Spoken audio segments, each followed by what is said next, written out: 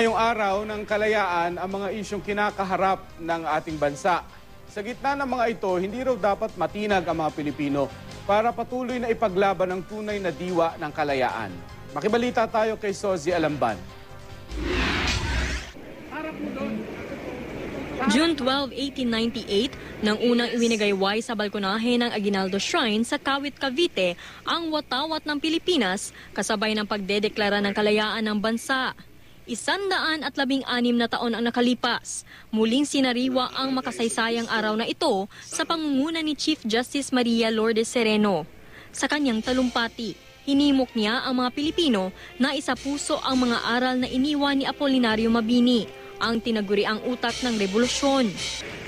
Ipagpatuloy po natin ang ating pakikialam sa suliranin ng bayan. Maging mapanuri po tayo at higit sa lahat, kapit-bisig po tayo sa pag-aayos ng bayan para sama-sama rin nating matamasa ang tunay na biyaya ng kalayaan. Sinaksihan naman ng daan-daang Pinoy ang selebrasyon sa Rizal Park sa Maynila. Sina Vice President Jejomar Binay at Manila Mayor Joseph Estrada ang nanguna sa okasyon. Naroon din si Foreign Affairs Secretary Albert Del Rosario. Pagkatapos ng seremonya, hindi na iwasang maitanong kina Binay at Estrada ang mga isyong kinakaharap ng kanilang mga kasama sa United Nationalist Alliance o UNA, kasama na ang pork barrel scam. Sagot nila, nananatiling matatag ang oposisyon sa kabila ng mga ito. Ang isa sa mga nasasangkot umano sa iskandalo na si Senator Jinggoy Estrada, hindi dumalo sa pagunita ng Araw ng Kalayaan sa monumento ni Andres Bonifacio sa Caloocan City. Si Caloocan Mayor Oscar Malapitan ang humalili sa kanya. Sa kanyang talumpati, ipinaliwanag niya kung bakit hindi nakadalo si Estrada. May mga agam-agam daw kasi ang senador sa pagdalo dahil baka may mga magkilos protesta sa programa at abutin lamang daw siya ng pagkapahiya. Sandali namang bumuhos ang ulan habang nag-aalay ng bulaklak sa bantayog ni Bonifacio. Si Senate President Franklin Drilon naman ang nanguna sa pagunita ng Araw ng Kalayaan sa pinaglabanan shrine sa lungsod ng San Juan.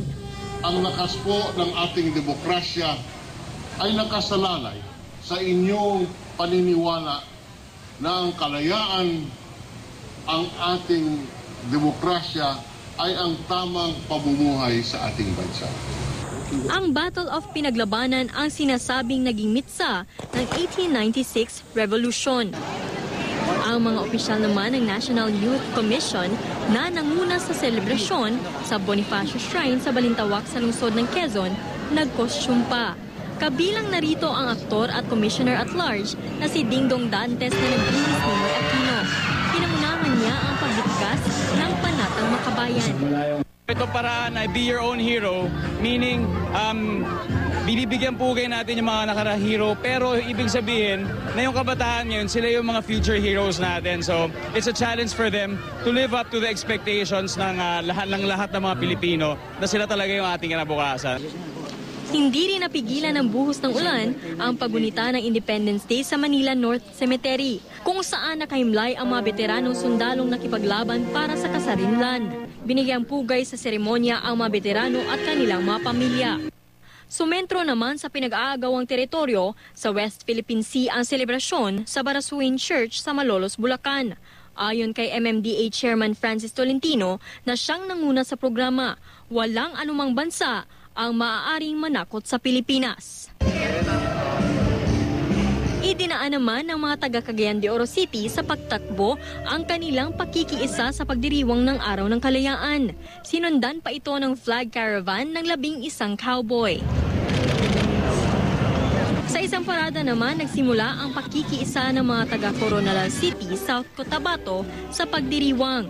May pagtatanghal din tungkol sa ilang mahalagang bahagi ng kasaysayan.